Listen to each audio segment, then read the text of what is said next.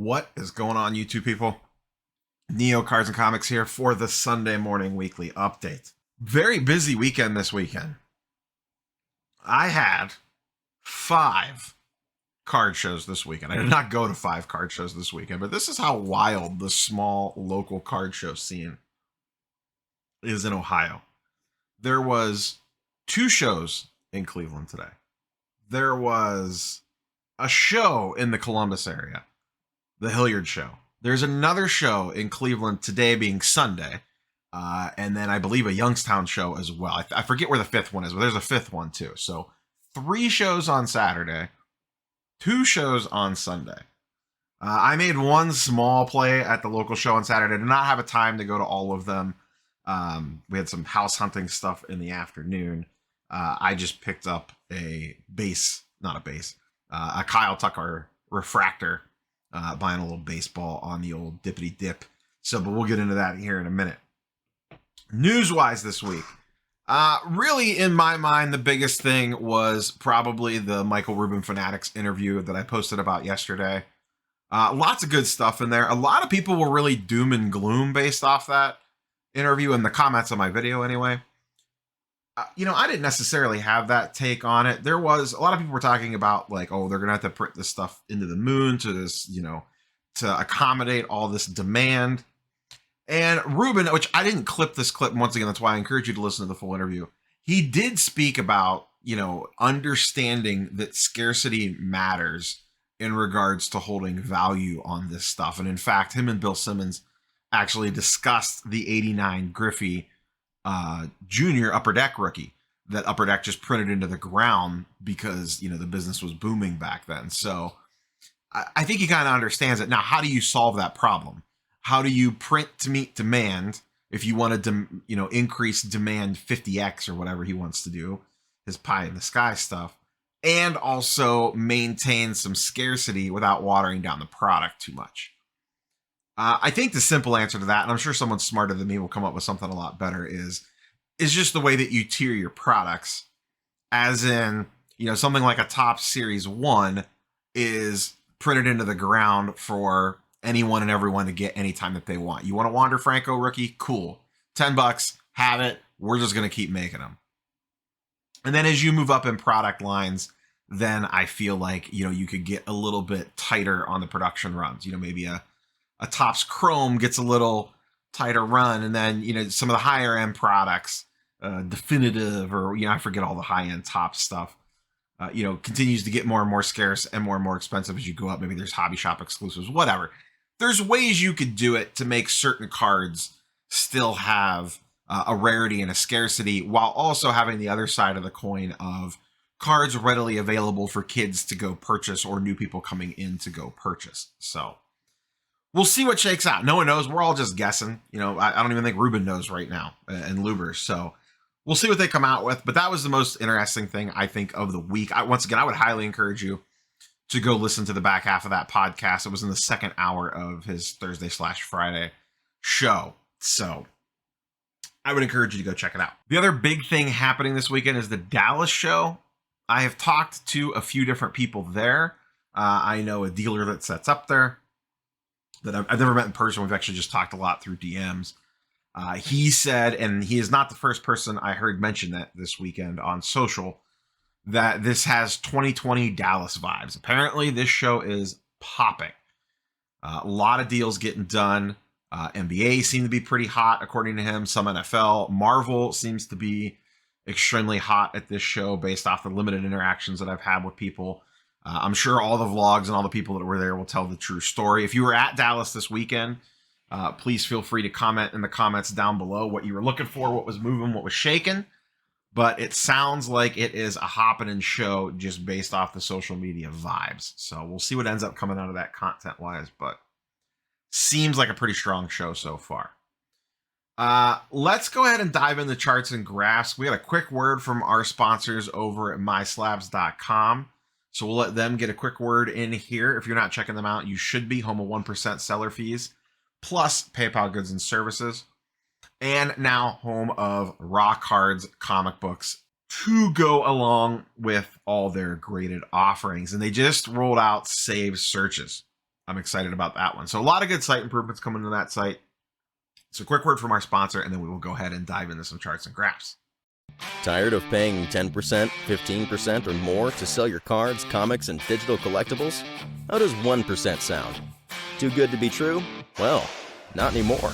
MySlabs.com is the web's premier user-driven marketplace for buying and selling slabbed cards, sealed wax, and now slabbed comics and digital collectibles. So the next time you're forced to pay 10% or more to sell something from your collection, head over to MySlabs.com and join the 1% revolution. Once again, shout out to MySlabs.com for sponsoring today's videos, as they do most of the weekly Sunday shows. We're going to start baseball first because, in my opinion, it is the most interesting. Based off reports from the Dallas show, baseball is not moving at all, and interest is low. I kind of noticed that a little bit at Atlanta outside of Braves stuff. You could kind of feel it in the room a little bit. The news didn't officially come out till the next day. And you're also noticing, as we're going to talk about here in a second, a lot of ultra modern baseball is slowly starting to dip with the lockout news. Now, how long this lockout lasts, we don't know. By the time this video posts, they could have figured this thing out, but I doubt it. I don't think we're going to lose the whole season. I don't think we're going to lose half the season. I think we most likely lose most of April. Is kind of the feeling that I have. I have nothing to base that on. I have no inside information. This is just gut call that we're going to end up losing most of April. So that's where I'm at with that. But let's look at some actual data. First up, we get the Tatis Topps Chrome Refractor. And I went back 14 days on these just to kind of show a little bit of a bigger picture. PSA 10, Topps Chrome Refractor. Over the last 14 days, down 24%. Down all the way to $450. So one of the main players of the ultra modern baseball market, his stuff definitely cooling off a little bit. Right along with that is also Ronald Acuna Jr. Not as big of a hit here, but still in the red and slightly trending down. Started at 450 down to 421, about a 5% hit. Nothing major there, but you could see it is slightly trending in that downward angle. Another data point for us, Vlad Guerrero, Topps Chrome, PSA 10 Refractor, down 15% over the last 2 weeks from 400 to 345. And then one last one for us, the Ohtani PSA 10 Refractor. Started 2 weeks ago at 475, down to just over 400, a 14% dip on that as well.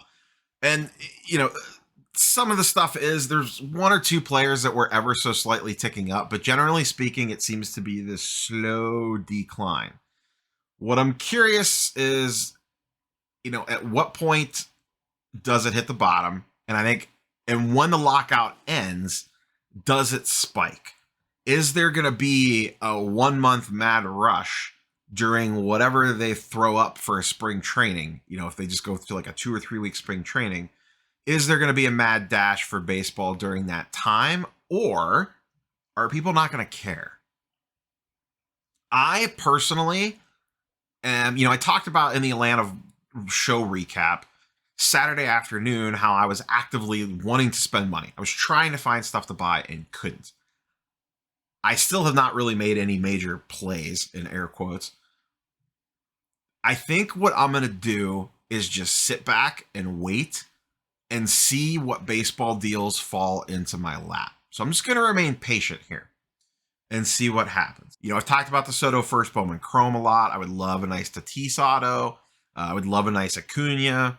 Just those sorts of players. I think I'm just going to sit back and wait to see what happens. See what deals roll in. And I think the longer the lockout goes, the better the deals might get. Even if the stuff doesn't necessarily bounce, if you're telling me I could get something like a Soto on a dip, I'll be there waiting. If I get a nice rainbow foil, hell, if I could get a third pink refractor, I would potentially be down for that. So we'll see what happens with the baseball market, but that's going to be the intriguing one, is how this lockout. We've never had this before in the modern times. It's been a few years since 20 some years since we lost games in a baseball season. So I'm just very, very interested to kind of see where this goes. how it affects prices, and do things bounce back. But I'm going to be very patient and very picky with baseball and try to pick up some deals. So curious for your thoughts. What are you guys and girls doing with the baseball market? Are you in? Are you buying? Are you selling? Are you panic selling? Or are you wait and see mode? Moving over to basketball. Kind of a lot of ups and downs all around on the basketball side of things. This one was interesting. Went back a little bit further than the week, but this one just kind of intrigued me because I saw that it dropped quite a bit. This is the Ben Simmons Silver Prism PSA 10. Pretty low pop on this, only 130. But interesting that this card has already reset itself. It's already back down to 675. And you could see, based off the trade, this got all the way up to $1,500. There was a sale for $1,100, a sale for $1,500, one for $1,000, another one for $900, and now we're all the way back down to $675, which is all the way back. Actually, it's less than what it was going for at Christmas. It was going for $750. Interesting play here. This is extremely risky, but if you could pick one of these up for around this price, I don't know that it's the worst. There's been worse ideas floated. It's all running on the assumption that he could come back and actually be good. But if that's the case, his stuff could see a nice little bounce. That team's going to get a lot of exposure. Sounds like New York City's going to drop vaccine mandates, so Kyrie's going to be back for all his games. KD just came back. And if we get, a good version of Ben Simmons out of this, if he comes out, with his pants on fire and starts playing fantastic and looks, like his old self, could be an interesting play here, but extremely risky because we all know this could go completely sideways with him, and then who knows. But I just found it interesting that this card spiked and is all the way back to its pre-spike price, if not actually lower. Next up, another one taking a little bit of a dip this week. Steph Curry Topps Base PSA 10. I ran this back further just to get a better idea to make sure it wasn't like one random sale that spiked and then it pulled back. But no, this card's been sitting at around 9,500. You see a 9.6, a 10K sale, and then the most recent one at 8.8. So a 10% dip over the last 30 days on this. Curry and the Warriors have been struggling lately.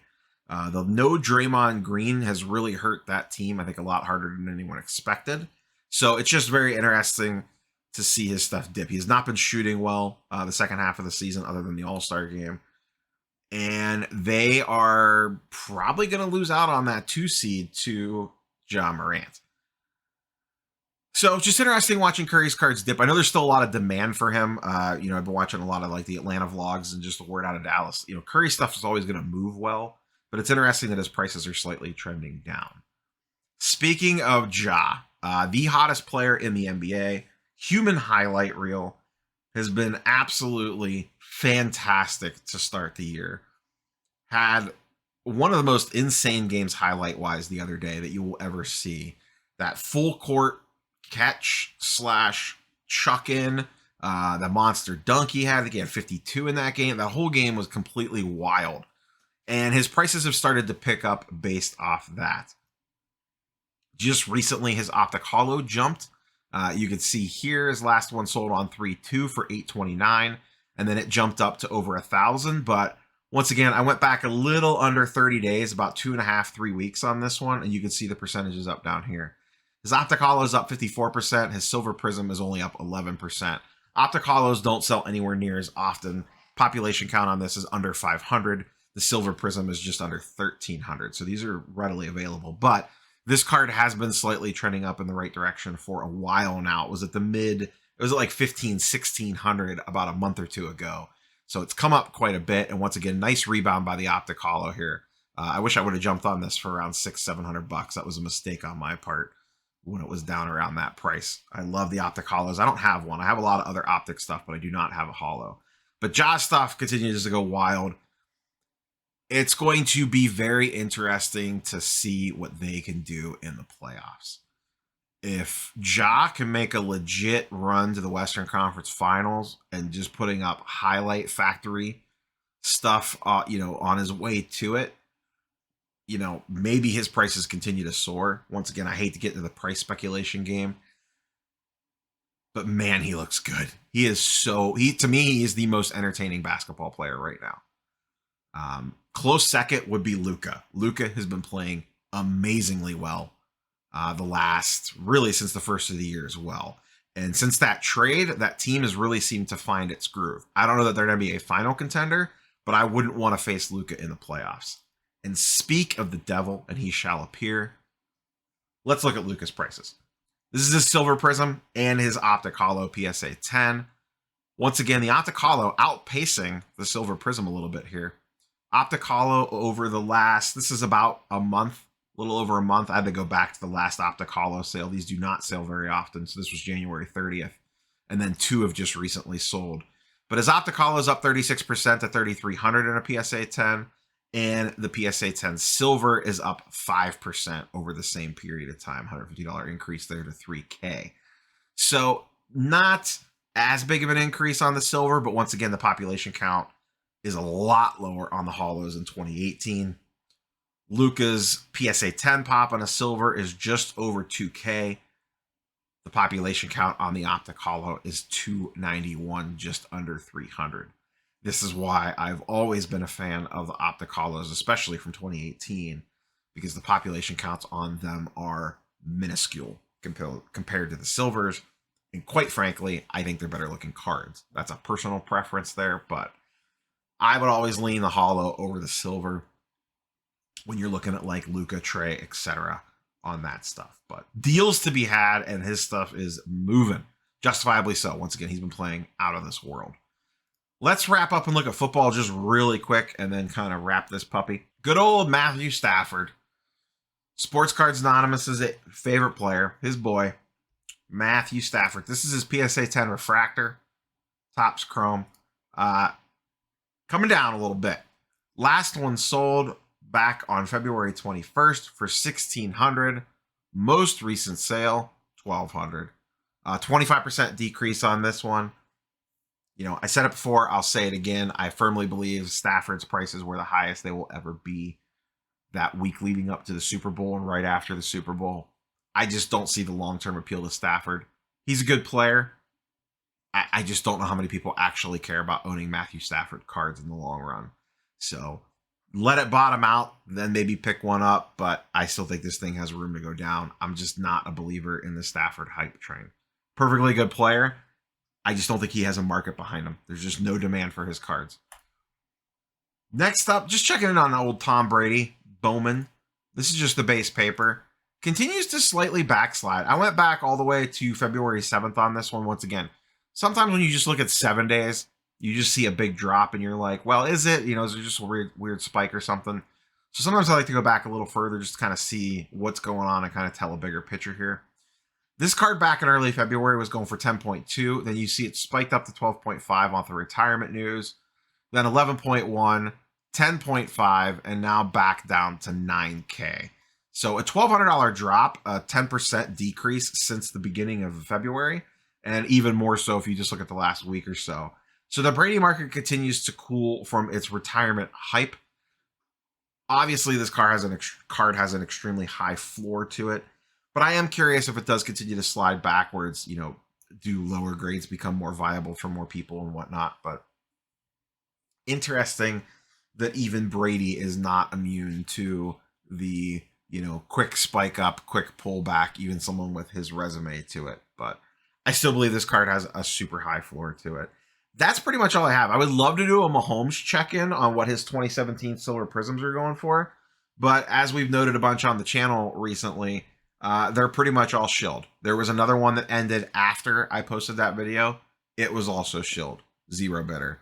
Someone did DM me. It appears that there was a shilling on Optic Holo PSA 10 Mahomes, but there was a bunch of other legit sales around it. I don't know if they got baited into it based off the shill bidding, but the Mahomes 2017 Prism, I can't tell you what it actually goes for. My best guess is less than 6.4K because there was a 6.4K best offer buy it now sitting on eBay, not selling, while auctions were getting shilled up over $7,000. 7.1K, 7.2K, a couple 7.5Ks. Meanwhile, there is a bin sitting at 6.3 or 6.4 rather. So just keep that in mind and just use that as a reminder that especially on higher end cards like that, you know, have inflated values, just do that extra 30 seconds of research and triple check your comps. Don't just go off of what 130 points giving you, Market Movers, Card Ladder, eBay sold listings, all whatever it is that you use. Just hit a couple extra buttons, click down a couple extra clicks, and make sure that everything just looks legit on that before you spend 7K on something. That's all I have for you guys and girls today. Like, comment, subscribe, and we will catch you guys and girls on the next one. Peace.